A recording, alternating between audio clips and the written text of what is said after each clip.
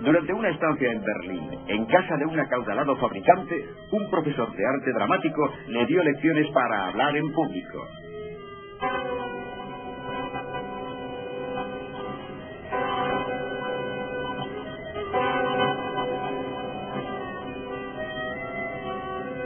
Eckart había presentado a Hitler a sus influyentes amigos como el joven mesías alemán. Eckart también presentó a Hitler al primero de sus seguidores que tomó al pie de la letra esa descripción. Rudolf Hess, como el propio Hitler, es un héroe de guerra desilusionado y amargado. En mayo de 1920, Eckart lleva a Hess a su primera reunión del partido nazi y su primer encuentro con Hitler. Hess cree haber encontrado en Hitler al Salvador profetizado desde hacía mucho tiempo en los círculos secretos alemanes. El Stark von Oven, el hombre que guiaría a los pueblos germánicos hacia los albores del milenio ario. Hacia 1923, muchas ideas de la ideología racial de Hitler van tomando forma. Los prejuicios de su juventud han ido transformándose en una doctrina impregnada de misticismo ario. Su fe en su misión germánica va afirmándose cada vez más. Después de asistir a un encuentro nacionalista cerca de Bayreuth, Hitler realiza una peregrinación.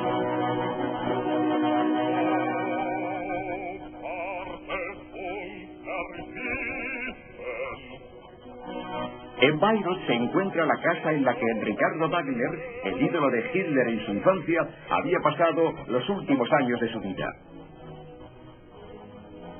La casa, hogar de la familia, se ha convertido en un santuario. En su juventud, Hitler había reverenciado a Wagner como el profeta supremo del pueblo alemán. En las óperas y en los escritos antisemitas de Wagner, Hitler ve ahora la mayor confirmación de sus más recónditas convicciones. Wagner, igual que los místicos germánicos, creía que los judíos eran incapaces de poseer una verdadera espiritualidad. Mientras que el resto de la humanidad descendía de seres superiores, los judíos eran descendientes de los monos. En Parsifal, el drama místico de Wagner, basado en relatos medievales sobre los caballeros del Santo Grial, Parsifal es un Cristo ario.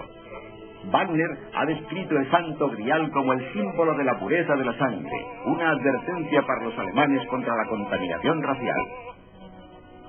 Después de visitar la casa de Wagner, Hitler pidió permiso para acercarse él solo a su tumba. Al volver, en estado de gran emoción, dijo: «Voy a hacer de Parsifal una religión».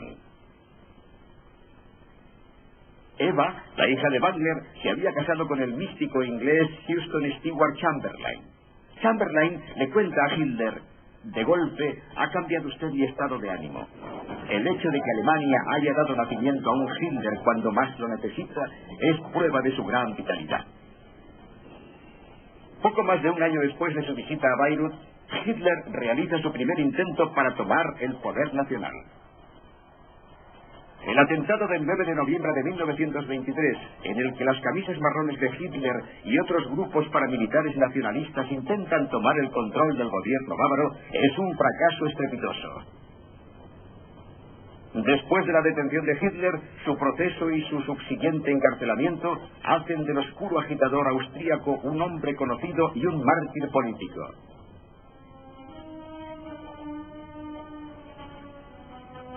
Será en la prisión fortaleza de Landsberg que las creencias de Hitler, basadas en una fe mística y en el destino de la raza alemana, toman un carácter nuevo y científico.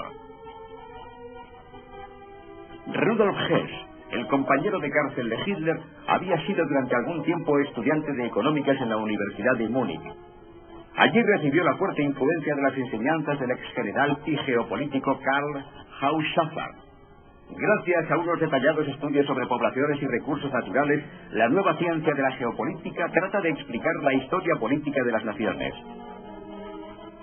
Haushofer creía que las necesidades de Alemania podrían satisfacerse mejor no por medio de la colonización de países de ultramar, sino por la expansión en el propio continente europeo. Para Haushofer, el destino de Alemania está en el este.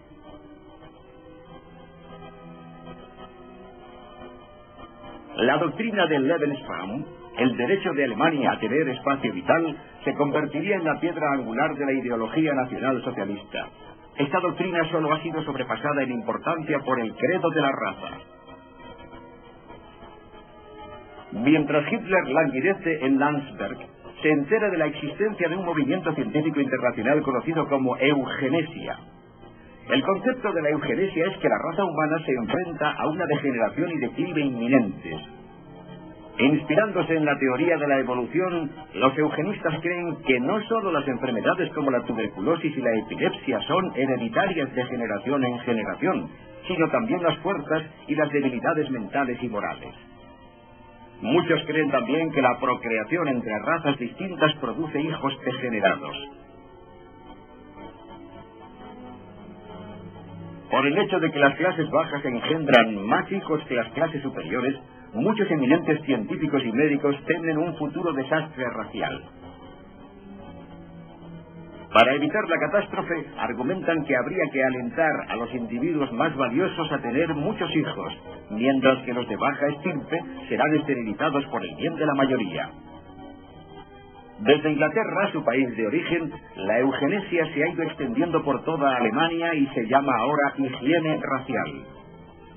En 1923, Fritz Lenz ha sido nombrado primer profesor de higiene racial en la Universidad de Múnich.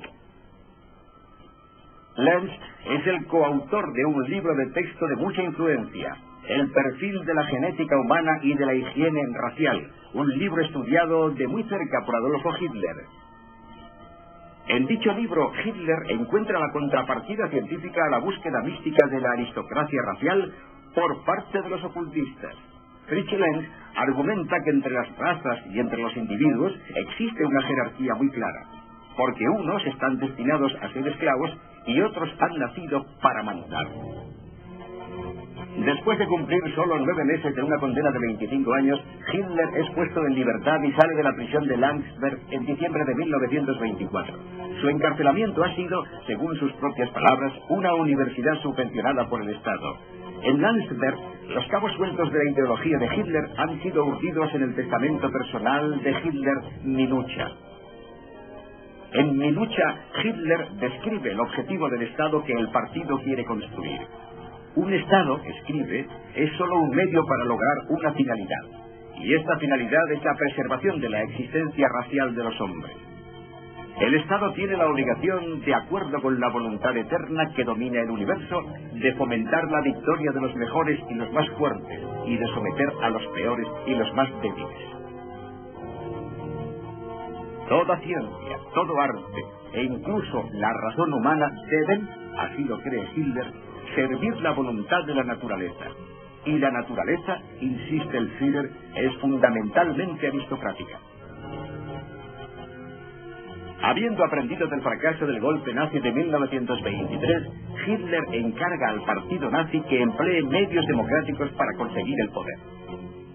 Mientras, Hitler construye un Estado en la sombra. Este estará basado en los principios jerárquicos preconizados desde hace tiempos inmemoriales por los místicos germánicos y apoyados hasta ahora por las ideas de la higiene racial. En todos los ámbitos de la vida tiene que haber siempre un líder, un caudillo, con poder absoluto para gobernar a sus subordinados. Cada jefe debe una obediencia absoluta a su propio líder. En la cima de la jerarquía nazi está Adolfo Hitler, el jefe supremo, la autoridad de la que emana todo el poder.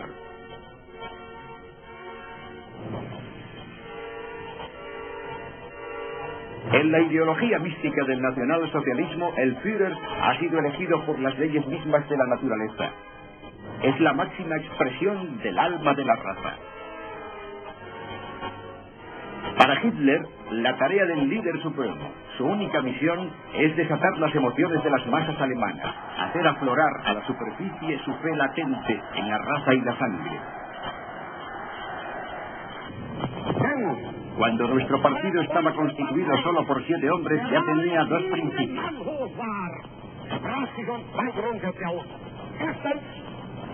Primero, quería ser un partido con una ideología verdadera. Y segundo, quería conseguir tener un solo y único poder sobre Alemania.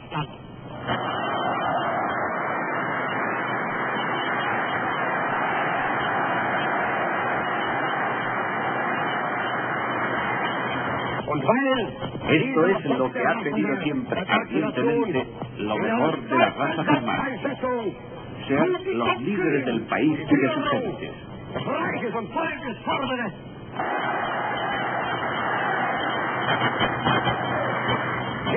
Cualquiera siente que esta es la tarea para la mejor de las sangres y que conscientemente ha de usar esta sangre para guiar a las naciones. Conservaremos este liderazgo y no renunciaremos a él.